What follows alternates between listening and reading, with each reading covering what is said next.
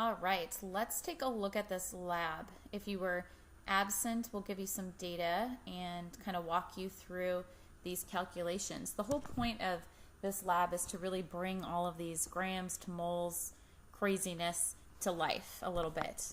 So the first station was actually really cool because we figured out how many molecules you drink in a sip of water.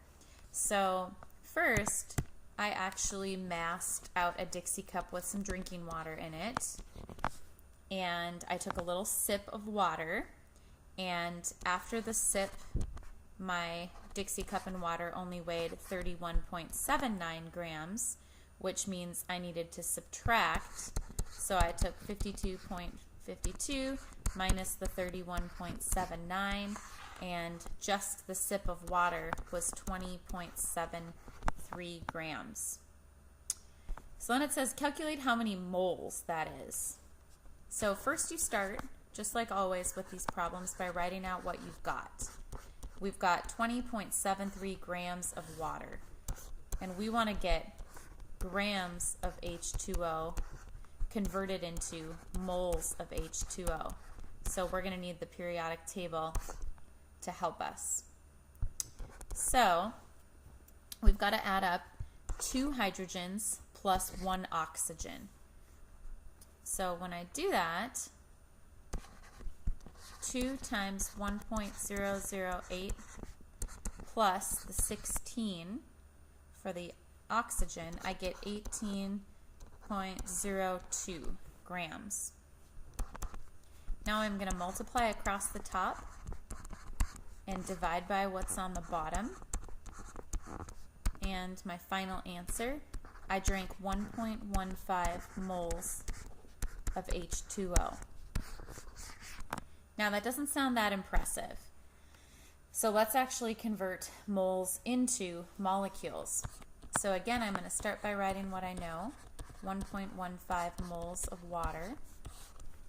And we know a conversion, that 1 mole of anything, including water, is equal to 6.02 times 10 to the 23rd molecules. So if I multiply across the top, 1.15 times 6.02 times 10 to the 23rd, I get 6.92 times 10 to the 23rd, which is crazy. That was 1 sip. And if I write out this number, I'm going to have 21 zeros.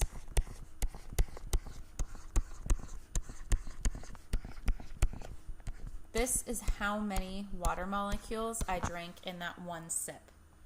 So you can kind of start to get an appreciation for how small molecules really are. Then the next station, we just had a little piece of aluminum foil and put it on the scale. It weighed about 1.2 grams. And so if we're to figure out how many moles that is, we've got to use the periodic table to help us.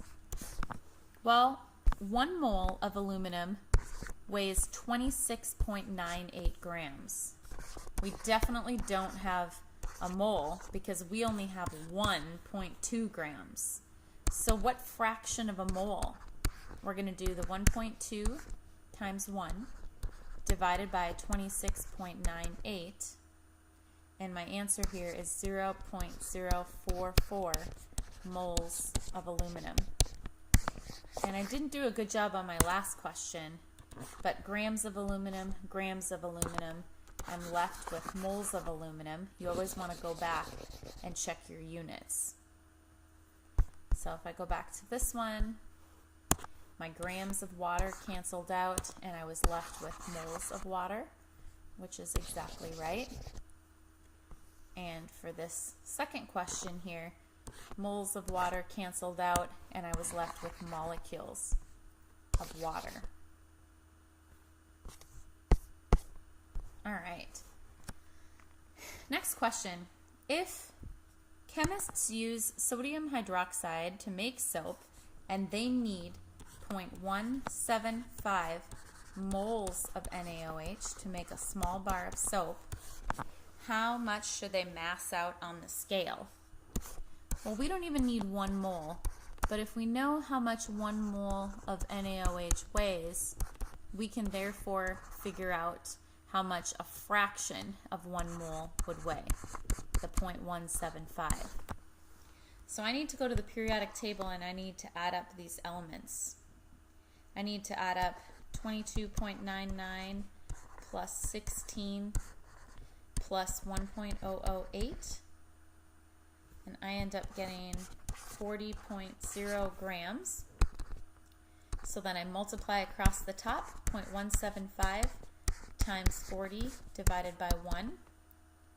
I would need 7 grams of NaOH. I'd weigh that out on the scale if I needed this many moles of NaOH to make my soap. Units match up. Everything looks good. Last question. The average 3.5-inch iron nail supposedly contains 6.96 times 10 to the 22nd iron atoms, which is the same as 0.116 moles of iron. So, calculate how many grams the nail should weigh and then actually weigh it. Alright, well, from the periodic table, 1 mole of iron, when I look it up, weighs 55.85 grams. So, if I only have 0.116 of a mole, I need to multiply those two numbers on the top, and the nail should weigh 6.48 grams. Moles of iron cancels out. I'm figuring out how many grams of iron that nail should weigh. So again, my predicted mass is the 6.48, and then in class when we put it on the scale it was 6.74, which is probably because they're getting rusty, and as things rust, oxygen atoms from the air combine with the iron, and so the mass will grow larger over time. So that was the gist of the lab, and that should help you with more practice and be able to figure out some of these homework questions.